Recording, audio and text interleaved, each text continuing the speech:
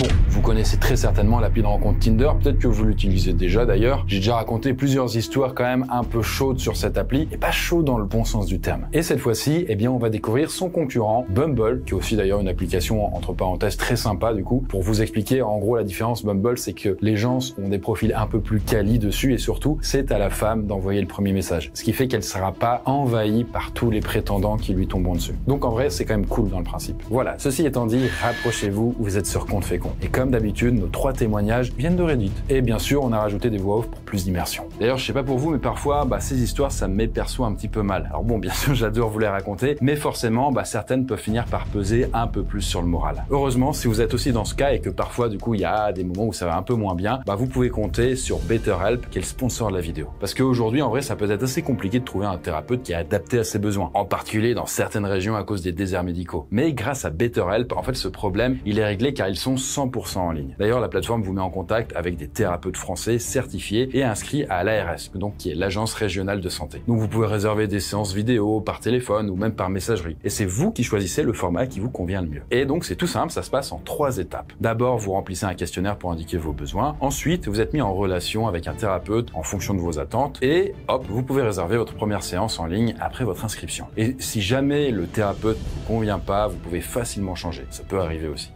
tant qu'on trouve le bon. Et votre thérapie, vous pouvez la commencer quand vous êtes prêt, la mettre en pause si besoin, et vous pouvez arrêter si vous voulez, quand vous voulez. Donc c'est sans engagement et à votre rythme. Bref, en fait, si vous pensez qu'une thérapie, ça peut vous faire du bien, je vous conseille de tester BetterHelp. Vous voyez, par exemple, moi, dans l'entreprise, parfois dans les projets, il y a eu des moments un peu plus difficiles, ou alors dans ma vie perso, et j'avoue qu'une application comme BetterHelp, ça aurait pu pas mal m'aider. Donc, si vous êtes intéressé, vous pouvez cliquer sur le lien en description, et en même temps, vous soutiendrez la chaîne de cette façon. Et en plus, vous avez une réduction de 10% sur votre premier mois sur BetterHelp. Quant à nous, il est maintenant temps de découvrir nos rencontres sur Bumble qui ont très mal tourné. Du coup, au programme, on verra là un date où les red flags s'enchaînent jusqu'à un point culminant, mais aussi un gars qui présente bien mais qui devient dangereux, et enfin une longue soirée chez un type qui a des passions très peu recommandables.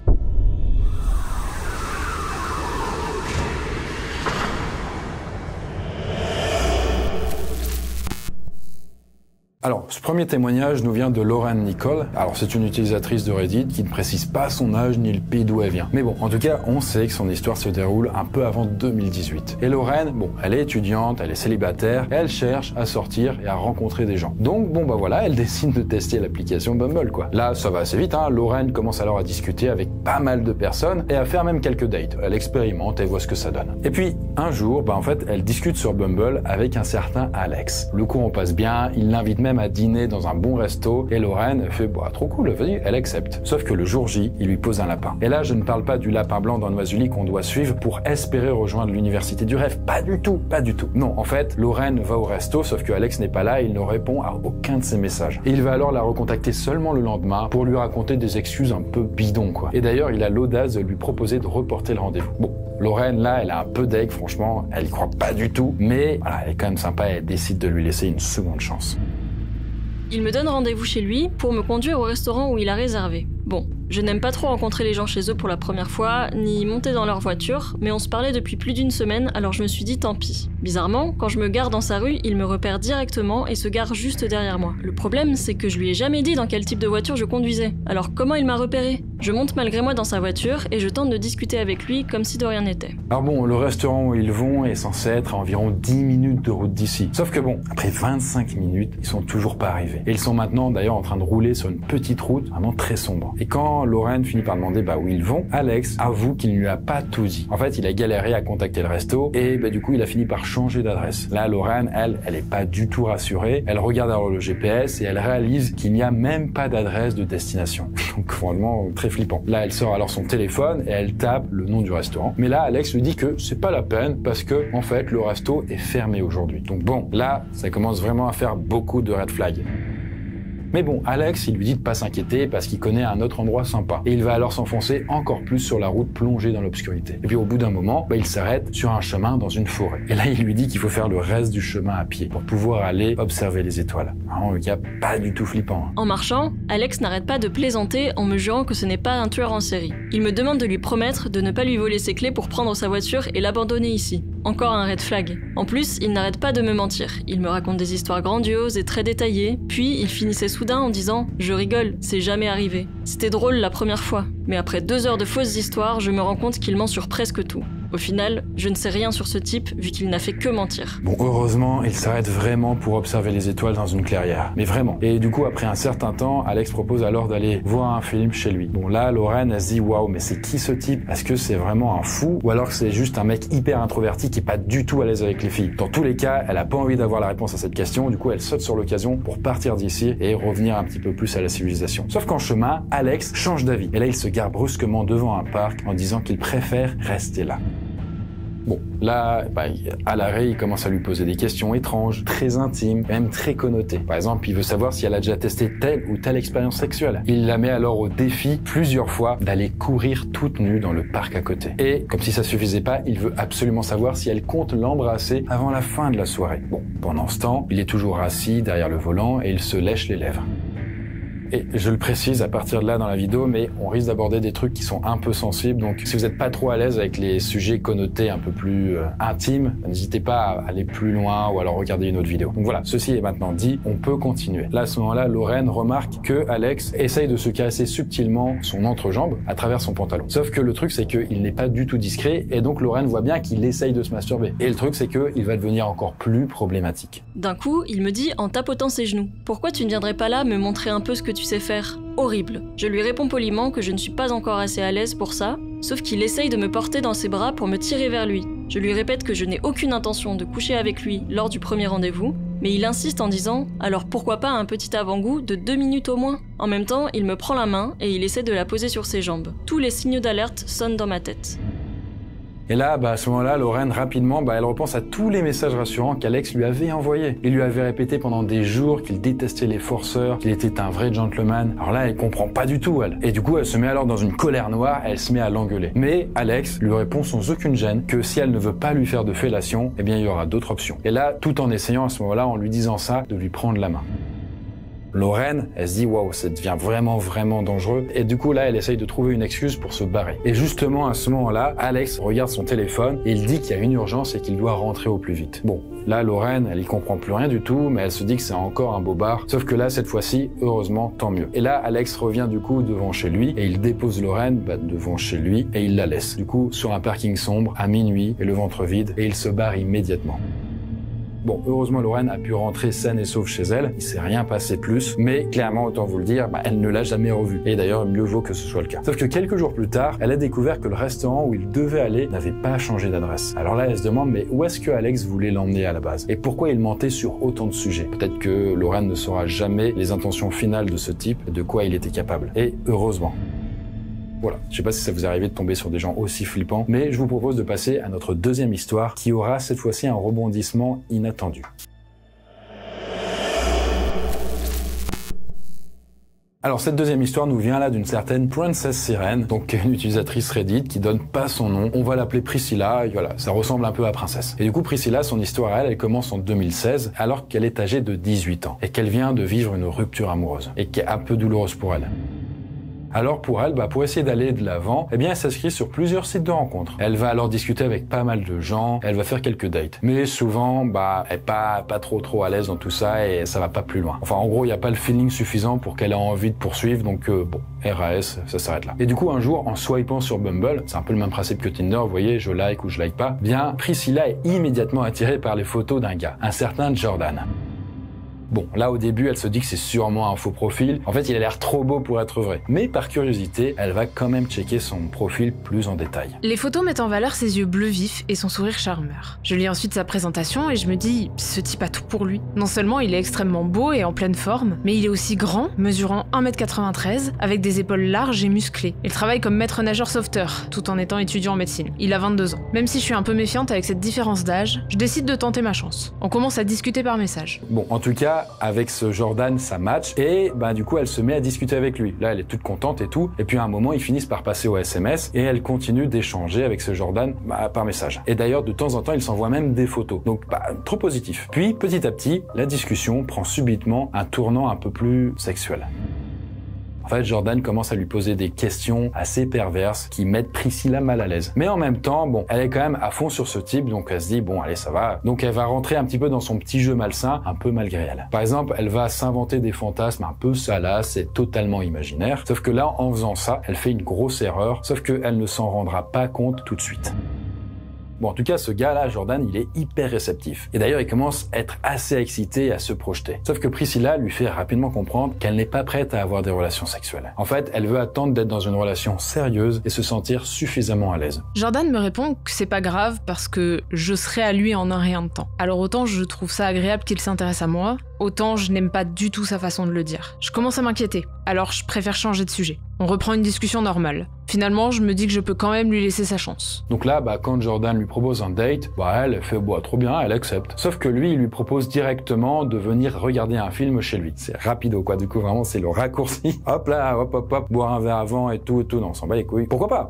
Bon, en tout cas, Priscilla est prudente. Et là, elle se dit, c'est un peu chaud, et elle préfère refuser poliment. Sauf que le problème, c'est que Jordan, lui, il insiste. Du coup, il lui donne son adresse et il lui dit qu'elle pourra partir quand elle veut et qu'il ne se passera rien. Juste un film tranquille. Bon, il la travaille quand même bien et après quelques jours, elle se laisse tenter, elle décide d'accepter et de passer chez lui. Évidemment, Jordan est ravi et dans la foulée, dans la conversation, il lui dit « Tiens, je vais aller acheter des capotes aussi, juste au cas où. Mais t'inquiète, il va rien se passer, juste comme ça c'est fait. » Et là, Priscilla, elle fait « Wow, c'est quand même chaud là, de ce qu'il est en train de me dire. » Parce qu'il a l'air vraiment déter à coucher avec elle, alors que elle lui dit « Mais c'est trop tôt. » Non. Du coup, là, elle a un très mauvais pressentiment, alors elle annule. Sauf que là, en voyant ça, Jordan, il est pas content et il pète les plombs. Du coup, il va alors commencer à l'insulter de tous les noms par SMS. Et il va lui dire alors que quoi qu'il arrive, ils vont finir par coucher ensemble d'une façon ou d'une autre. Et ça, c'est clairement une menace de vie.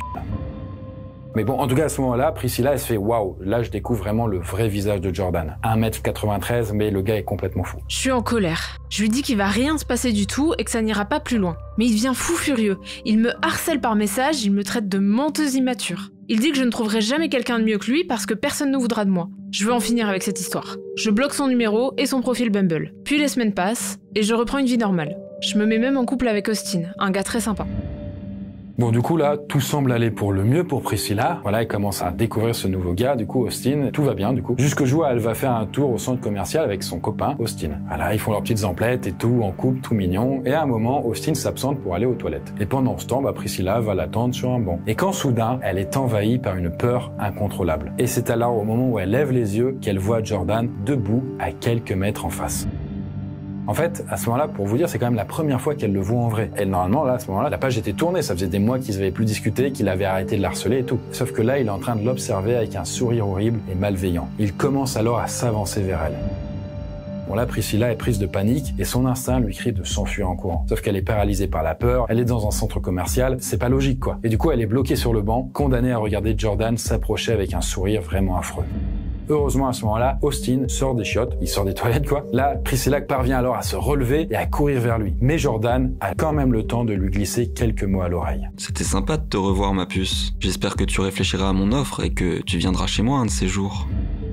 Là, Austin prend Priscilla contre lui, il se dirige rapidement vers la sortie du centre commercial. Il a senti vraiment le mec était vraiment problématique. Et là, Priscilla en profite pour lui expliquer qui c'est et quelles étaient toutes les choses horribles qu'il lui avait dit la dernière fois. Mais après quelques pas, Priscilla recommence à avoir la sensation désagréable d'être observée. Elle va alors jeter un coup d'œil en arrière et là, elle réalise que Jordan, il les suit de loin, toujours avec un sourire vraiment effrayant. Du coup, ni une ni deux, ils entrent dans une boutique. Et Priscilla demande alors à un employé d'appeler la sécurité. Et pendant ce temps, Austin va confronter Jordan. Je n'oublierai jamais l'horreur dans les yeux d'Austin. Il est choqué par ce que lui a dit Jordan. Et je suis trop loin pour entendre les détails, mais j'arrive à deviner le principal. Je comprends vite qu'il a des plans horribles pour moi. J'entends qu'il a l'intention de nous suivre. Et une fois que je serai endormie, il s'introduira chez moi pour me kidnapper et me violer. Il dit aussi que je ne pourrai pas porter plainte, parce qu'apparemment il a de quoi prouver que mes accusations sont fausses. Bon, heureusement, les agents de sécurité du centre commercial arrivent et s'occupent de Jordan. Là, Priscilla aurait bien aimé faire une déclaration à la police, mais elle n'a rien pour prouver les menaces de Jordan. Et en vrai, elle a vite envie de rentrer chez elle. Alors elle s'assure que les agents de sécu le gardent sous surveillance pour qu'ils ne puissent pas les suivre. Et elle se barre alors de là avec Austin. Bon,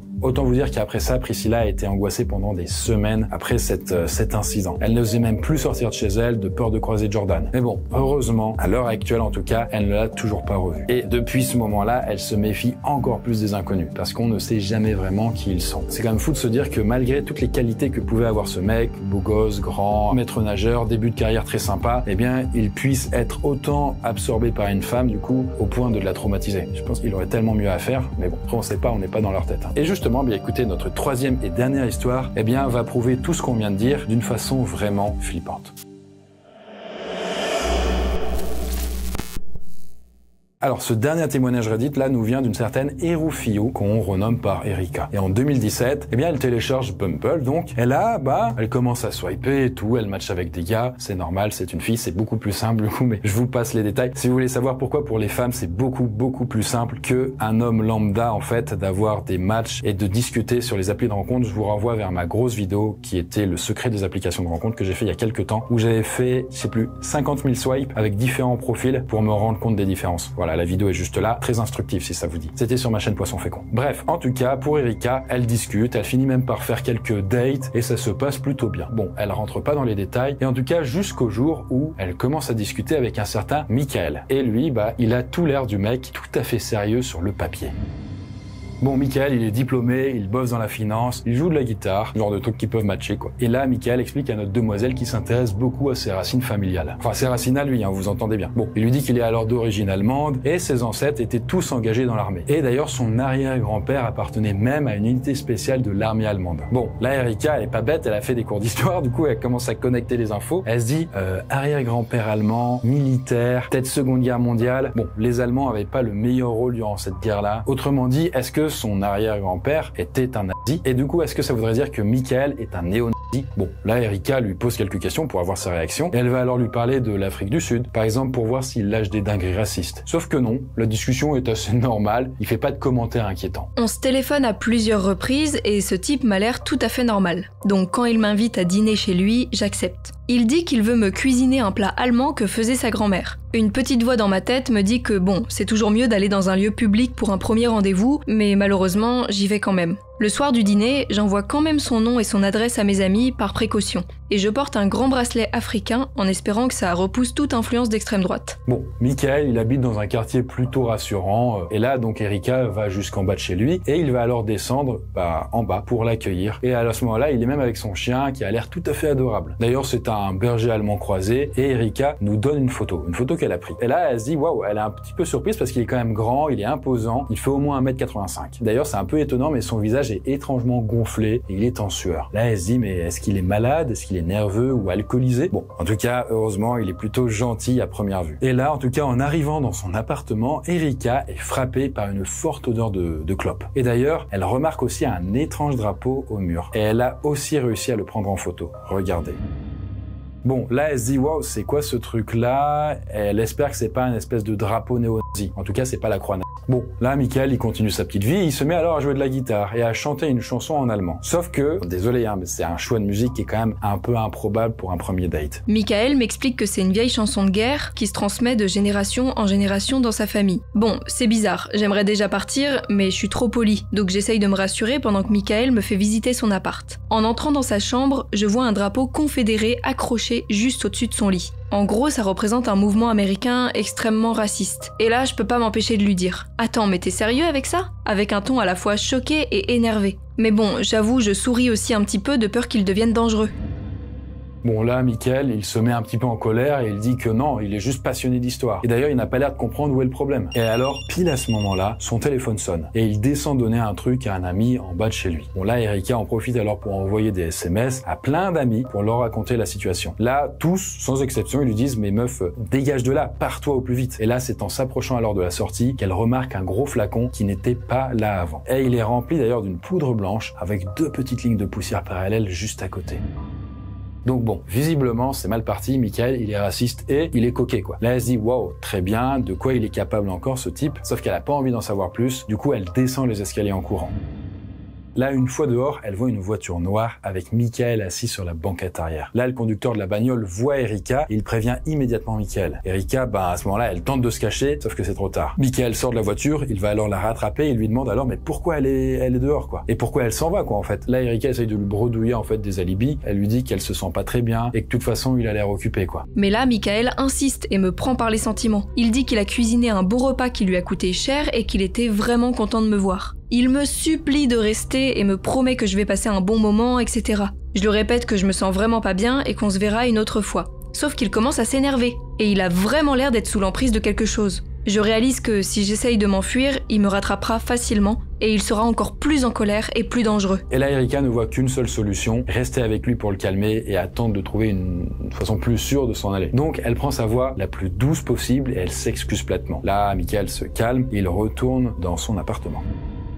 Alors bon, je vous le précise, mais pendant qu'il n'était pas là, le chien de Michael en a profité pour manger une partie du repas. Autant dire que sa oreille se gâte un peu. Là, Michael est furieux et il dit que c'est la faute d'Erika si le chien il a bouffé le plat quoi. Elle aurait dû être là. Bon, vraiment, c'est peu bizarre, il a vraiment pas l'air dans son état normal. Et là, toujours très vénère, il se met à vider une demi-bouteille d'huile d'olive dans une poêle et à faire revenir les oignons. Voilà, c'est une bonne façon de se calmer. Sauf que c'est bizarre puisqu'en même temps qu'il fait ça, il a l'air de s'endormir debout. En fait, il a l'air de remuer la poêle pleine d'huile chaude et de faire gicler l'huile un peu partout. Et en même temps, il essaye de garder l'équilibre avec les yeux fermés. Et là, Erika se dit « Wow, mais c'est quoi ce délire ?» Elle imagine d'un instant à l'autre que le gars, il va finir brûlé avec l'huile d'olive. Là, elle lui propose alors de le remplacer derrière les fourneaux, mais il ne veut pas. Et à ce moment-là, hop, le téléphone d'Erika sonne et elle sort sur le balcon pour prendre l'appel. C'est mon ami Jake qui demande si tout va bien. Je lui réponds que non et je commence à paniquer et à pleurer. Soudain, j'entends un grand bruit. En fait, Michael vient d'ouvrir maladroitement la fenêtre de sa cuisine et se met les mains autour des oreilles pour entendre ma conversation. Il est tellement défoncé qu'il pense vraiment être discret. Je reprends immédiatement mon personnage de bonne fille gentille et je raccroche. Je veux surtout pas énerver un mec aussi défoncé. Du coup, je retourne à l'intérieur. Et à ce moment-là, Erika réalise seulement qu'il y a plein de décorations militaires dans la pièce. Et d'ailleurs, elle a même l'impression de voir des petites croix gammées sur les chopes de bière. Bon, Michael lui demande de s'asseoir au bout d'une immense table. Et il apporte son assiette, puis il va s'asseoir à l'autre bout de la table. Et il y a vraiment une distance absurde entre deux. Vraiment au moins 3 mètres. Vous imaginez comme les grands buffets en fait dans les châteaux. C'est un peu le même truc. Vous imaginez comme ces grands banquets où il y a 2 personnes à l'autre bout de la table. Là c'est pareil. C'est vraiment de plus en plus étrange. Bon là, Erika, elle essaye de faire la discussion. Mais Michael a l'air complètement déconnecté. Il est totalement défoncé là. Défoncé par quoi? Elle ne sait pas encore. D'ailleurs il ne parle plus. Il ne répond même plus à ses questions. En fait il a juste la tête penchée sur son assiette avec les yeux fermés.